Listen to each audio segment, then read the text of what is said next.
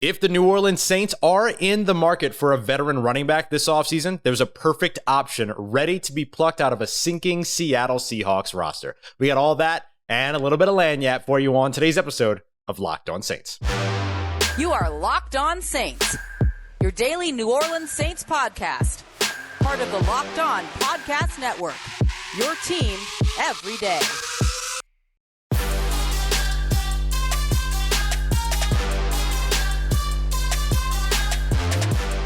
What is good, Who Dat Nation and Who Dat family? Welcome into this Thursday episode of Locked On Saints, your daily podcast covering the New Orleans Saints, part of Locked On Podcast Network, your team every day. Thanks so much as always for making Locked On Saints your first listen of the day every day. Don't forget that we are free and available on all platforms, including on YouTube as well. And I'm your host, Ross Jackson, at Ross Jackson Nola on Twitter. You can find me over at USA Today's Saints Wire Tuesdays on Locked On NFL, and here with you every single Monday through Friday on Locked On Saints. And on today's episode, we're going to focus on post-June 1 transactions. What do they mean? Why are they important? And how the New Orleans Saints might be able to take advantage of them, and how another team in the NFC South could potentially get even worse with one of those moves as well. So we got a lot to break down, so let's dive right into it. Let's talk first and break down what a post-June 1 transaction is and why it's important. Basically, this is an accounting tool for not only the New Orleans Saints, but any team around the NFL to be able to move on from a player without incurring a ton of dead cap.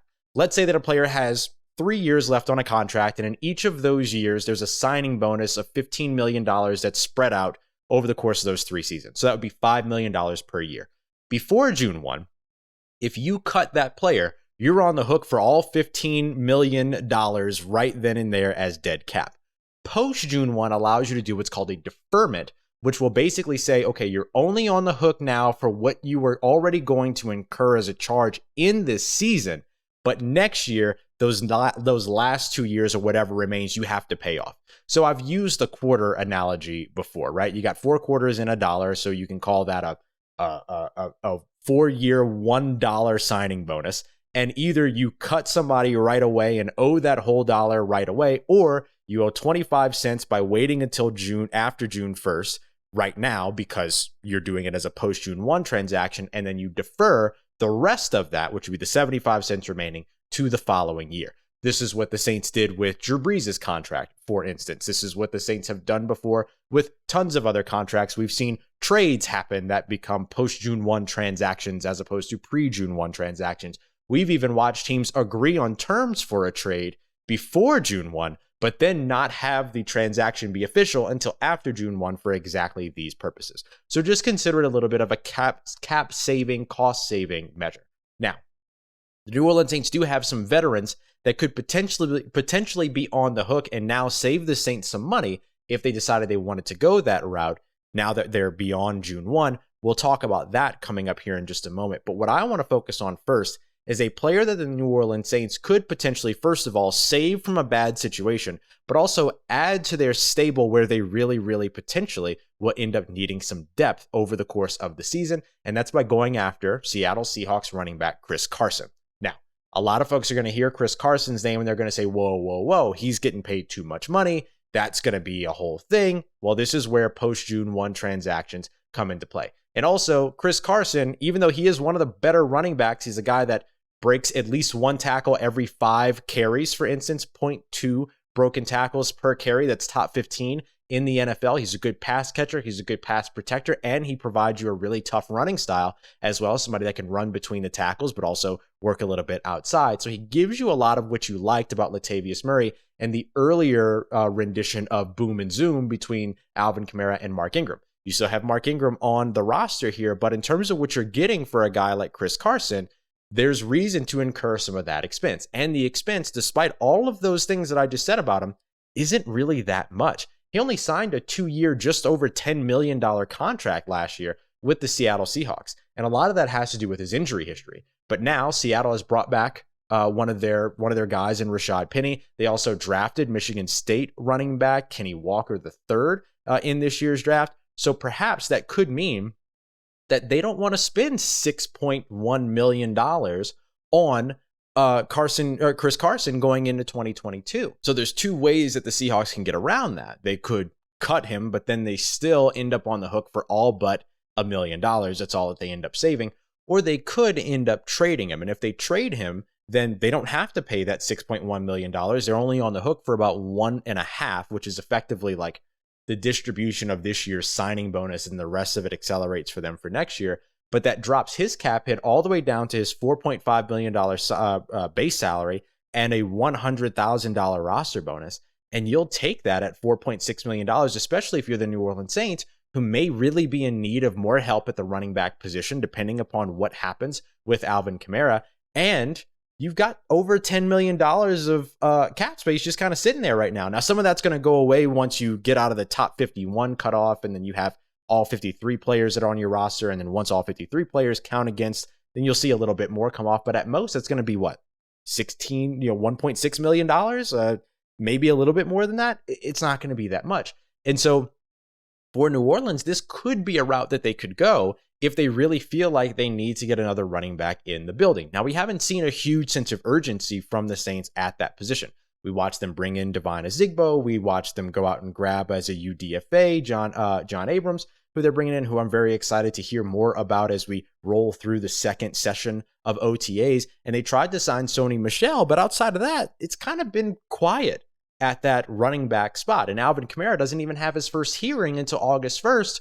So he might not even be impacted in terms of league discipline until later in the year, or maybe not even at all this year, just like we saw with Marshawn Lattimore's legal process that also, slogged because of all the complications around the conversation there. So for the Saints, if they feel that running back is a spot that they want to address, Chris Carson could be a really, really solid complementary piece. And if you're worried about his injury history, which he does have an extensive injury history, that's why you have him and bring him into a place like New Orleans where he continues to be a part of a stable just like he was in Seattle, to where even if he ends up getting hurt, you don't go belly up as a team that can no longer run the ball without him. The Saints would be fine if something like that were to happen, especially if you're beyond or not expecting Alvin Kamara to be suspended by that time. And then beyond that, one of the ways that they could potentially drop that $4.5 million base salary is to extend him for a year or two after the trade, just like they did with Mark Ingram.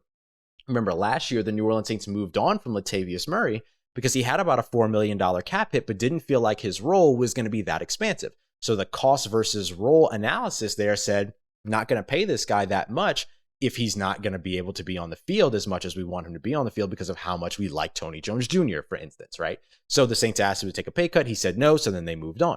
Now you have a guy like Chris Carson that you could potentially trade for, which would be a pretty easy trade. Could be a late round selection. Could even be a player for player trade if you want to send a guy like, I don't know, Zack Baun or maybe Nick Vannett wants to go back to Seattle or something like that, right? These other guys that post June 1 transactions would also save you some money. We'll break down a few more of those here in a little bit. But for New Orleans, if you want this running back, there's a really, really good way to do that. And then you extend him, drop that cap hit for this year, and then you roll into 2023 knowing that you've got Chris Carson and Alvin Kamara.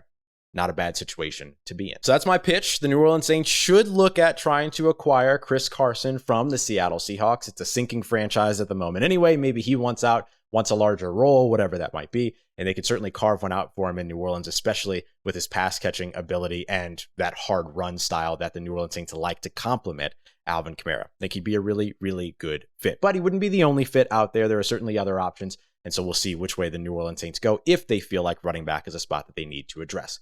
Coming up next, there are some players on the New Orleans Saints roster that the Saints could make a decision to move on from that are veterans and that would potentially save them a little bit of money. Why would they do that, and who are those names? We'll break them all down as we continue on with today's episode of Locked On Saints. But before we get to that, I want to tell you about our friends over at BlueNile.com, a place where you can celebrate all of life's special moments. So whether you're looking at creating a custom engagement ring or you're taking a look at maybe some classic and timeless collections and jewelry pieces so that you can celebrate all of life's little moments, you're going to be able to find all of that at prices that you're not going to find at a traditional jeweler. So whether you're ready to pop the question, which I highly recommend checking out the gallery collection in that case, absolutely beautiful rings, a bunch of different price ranges for you as well, or you're celebrating little milestone moments throughout your life, you're going to be able to find jewelry as unique as the person that you love with the modern convenience of BlueNile.com and online shopping. So no matter what it is that you're looking for, Blue Nile also has jewelry experts on hand 24/7.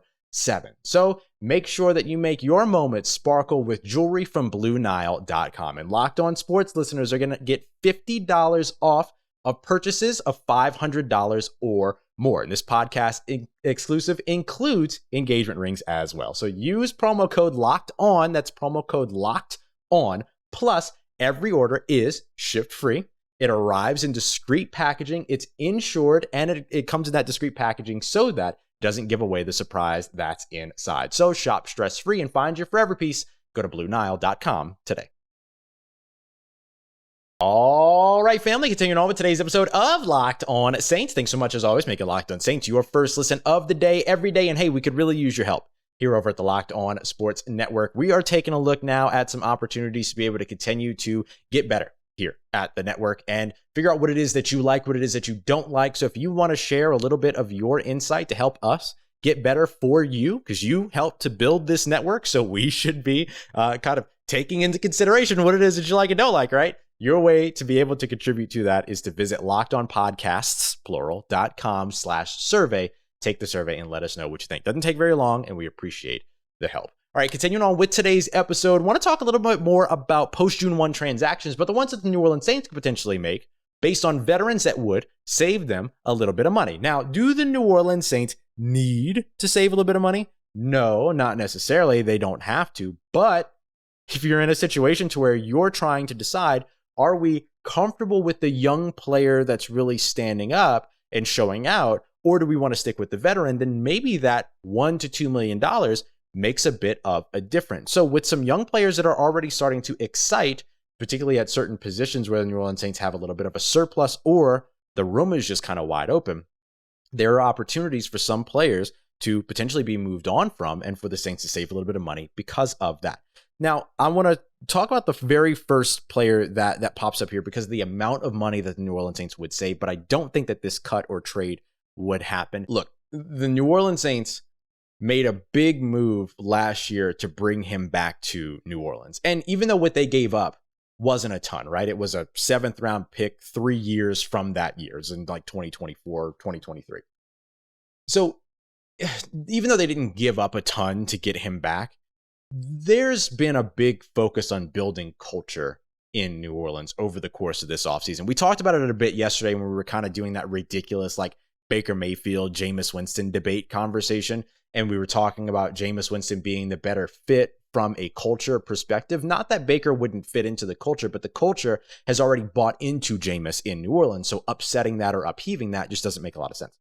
And so now you've been focusing on culture so much, particularly on the players, the player personnel, the roster, all of that, and the community as well that's been impacted by some of the additions that you've made, like Tyrann Mathieu, Jarvis Landry, hometown guys, even bringing in Dejon Dixon as an undrafted free agent. Like those things mean something to the community. Mark Ingram means a lot to the community. I mean, he brought the Superdome into just absolute chaos, mayhem in the best way possible when he made his return and led the Who Dat chant. I was in the press box for that game. I watched it all happen. I felt the energy of the fan base. I felt the energy of New Orleans when he was there. And so moving on from him at this point wouldn't make a lot of sense. Although, if anything were to happen and they felt like that's the route that they needed to go, they would save $2.2 million if they did it. But again, I don't think that that's going to happen. But there are other players. There are other players that would end up saving the Saints some money. And I want to stay over on the offensive side because there's a room that like we're just not so sure about right now, right? How it's going to shake out or anything. And this is one of those situations where there's a young player that could that's already kind of making some noise that could potentially push a veteran out. That young player being Lucas Krull and that position being tight end and that veteran being Nick Vannett. Nick Vannett was brought in on a contract that was effectively a 1-year deal that could turn into a longer deal, right? He could see the life of his multi-year deal, but it always sort of felt like, okay, there was an option here for the Saints to potentially move on if that's the way that if that's the route that they decided to go. If a guy like, let's say, Lucas Krull continues to stand out, or if Kahale Warring ends up, standing out himself, and then all of a sudden the Saints feel pretty comfortable with like Adam Trautman, Lucas Krull, Kahale Warring, and Taysom Hill, that could potentially make Nick Vannett pretty expendable. And if the Saints were to move on from him, they're going to save a little bit over $1 million if they did that in the process. So again, you're probably not moving on from him considering the fact that you're already over $10 million over the salary cap. You're probably not moving on from him for the purpose of saving money, but the fact that you would save money helps make the decision a little bit easier. Similarly, and this is one that I think some Saints fans are going to love, some Saints fans are going to hate when I say this. Tre'Quan Smith. Tre'Quan Smith is one that could potentially, considering all of the changes that have gone on in the wide receiver room, considering the fact that Marquez Callaway and Deontay Hardy are ones that are players that the Saints very much look like they believe in a little bit more, right? Especially getting them in rhythm with Jameis Winston last year. Tre'Quan Smith could potentially be one of those players that they brought back on this, the small deal and then say, you know what, it's not working, right? We don't really have room in the room for you. Or a guy like Dejon Dixon really stands out, right? Or you have a hard time moving on from an Aesop Winston who gives you a third viable deep threat all of a sudden, right? You would save $1.1 million by moving on from Tre'Quan Smith at this point. Now, you've already guaranteed money, so you're going to take on some dead money on that contract, but not enough that's really going to slow you down, right? You gave him, $2 million guaranteed, and part of that was a signing bonus anyway, and so you're taking on, $500,000 of dead cap at that point? That's not that bad, and then the rest will accelerate into next year.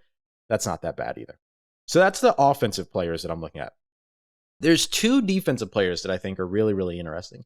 One of which I talked about when we were talking about veterans that could potentially end up either getting bounced or just see their roles change going into 2022. And one of those players was Bradley Roby. And Bradley Roby is a 30-year-old corner, did sign an extension this offseason, but if they were to cut him post June 1, then they would save around $1.1 million, a little bit less than. Same thing if they were to end up trading him instead, which I think would be the more viable situation. So if the Saints were to trade Bradley Roby, then they would save that little bit of money. And that cornerback room, this is another situation to where you have a young guy in Alontae Taylor who can play inside, who can play outside, just like Bradley Roby can. You also brought back PJ Williams, who can play inside, who can play outside, who can play at safety.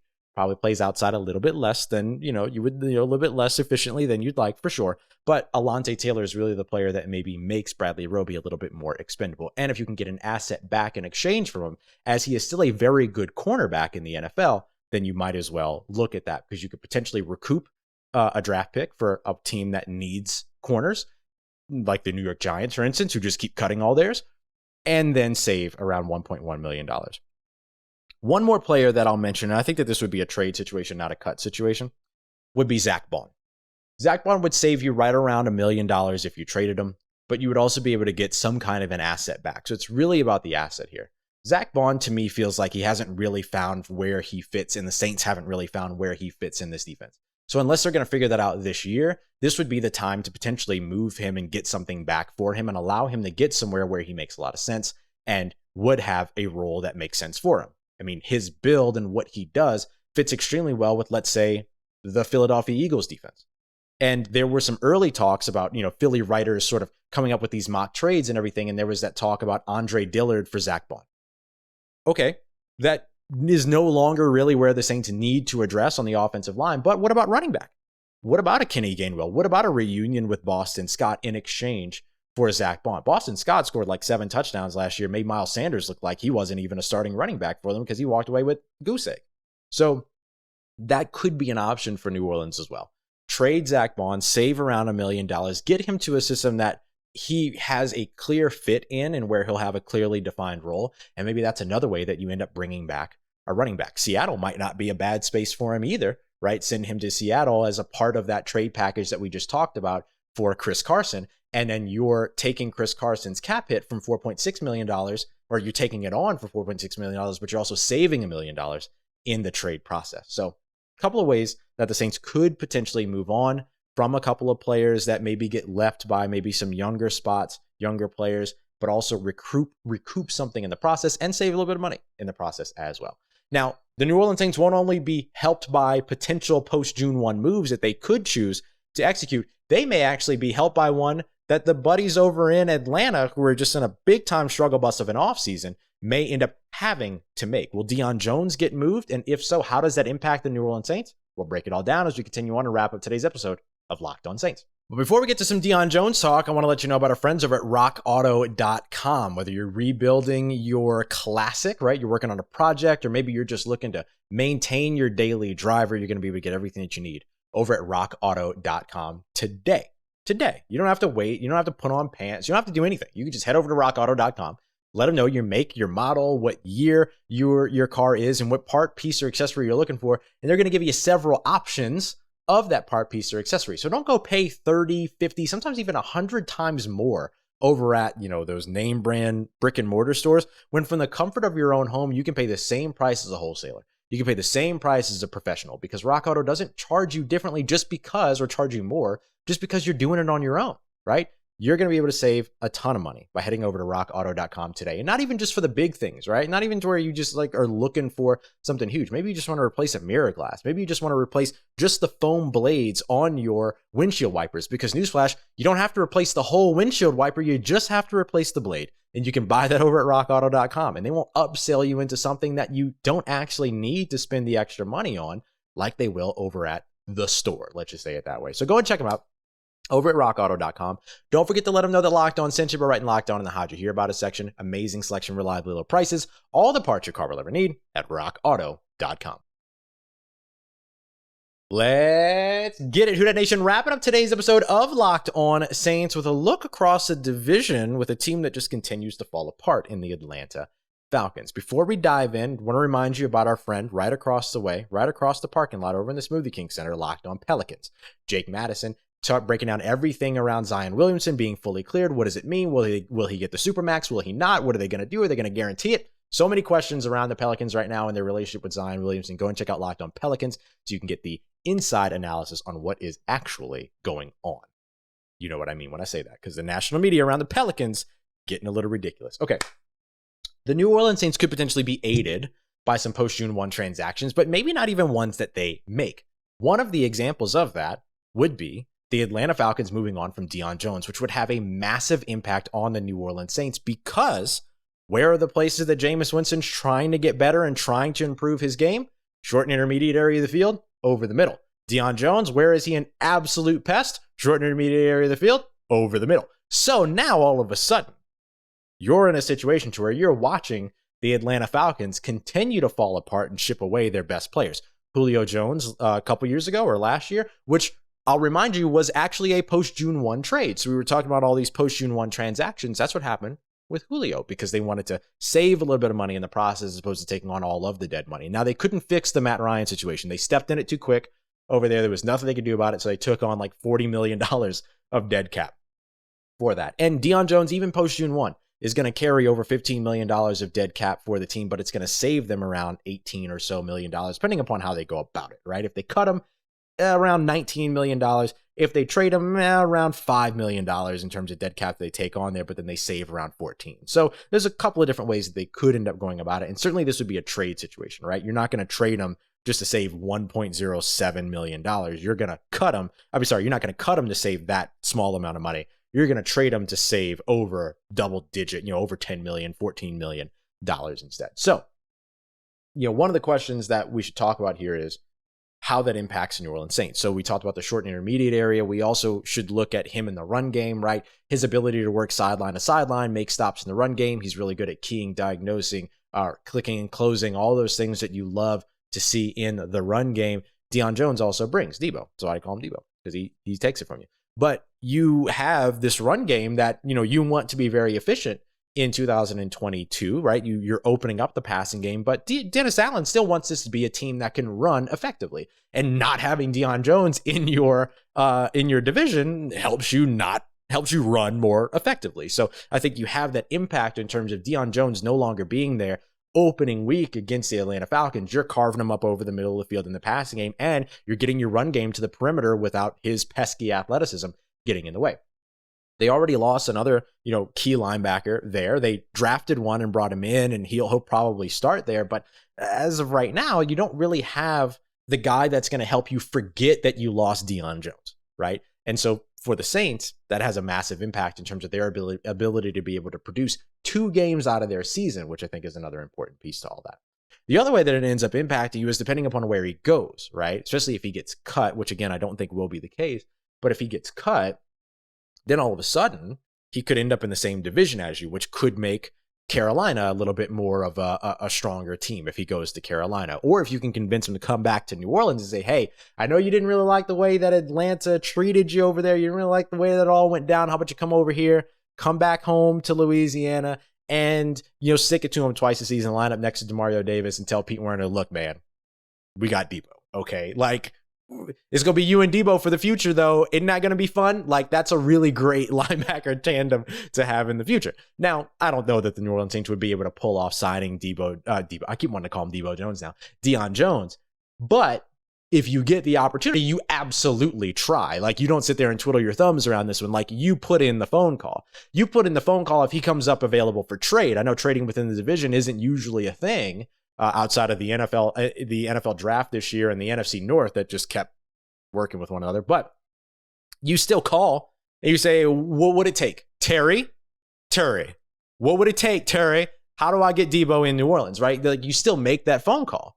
But either way, right, you look to see where he lands up. Does he stay within the conference? Does he stay within the division but with a different team? Or does he go to the AFC and then you never have to see him again for the most part?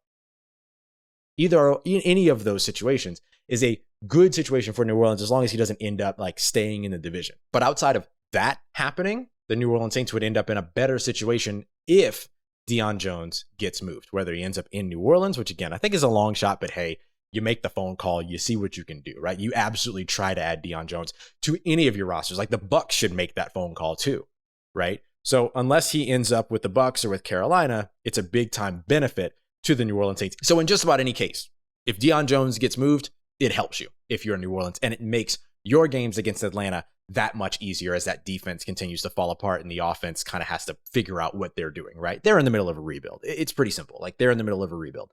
And so if they lose Deion Jones after having lost Julio Jones, after having lost Matt Ryan, all that, like the trade for Bryan Edwards was a good one. But outside of that, like, you still haven't done anything for your defense. The defense has not gotten any better. And now it could potentially get even worse. All right, family, as always, I appreciate you so much for making Locked On Saints your first listen of the day. On tomorrow's episode, we're continuing on with our quest to figure out who has the best offensive line in the NFC South. We're going to narratives and run game tomorrow. Those are two places that we're going to focus, as well as, of course, getting you caught up with all the OTA observations from the second session or third day, open day of the second session of OTAs. Who stood out? Who still needs to do some work? All that stuff. Who showed up? We'll talk about all that. We'll break it all down in tomorrow's episode. In the meanwhile, make sure you go and check out Locked On NFL. Get all the news you need around the NFL in less than 30 minutes with experts like myself, as well as Chris Carter, Tony Wiggins, James Rapine. So many great folks over there, keeping you up to date with everything going on every Monday through Friday at Locked On NFL, wherever you get your podcasts, and on YouTube as well. Appreciate you so much, as always, making me a part of your day and a part of your routine. I'll see you tomorrow. Everything you need in between these episodes, though, on your New Orleans Saints. Make sure you follow me on Twitter at Ross Jackson, NOLA. Hit me up. Let me know how the family's doing. Let me know how you're living. Let me know how you're momming them. And trust you, that nation. I'll holla at you.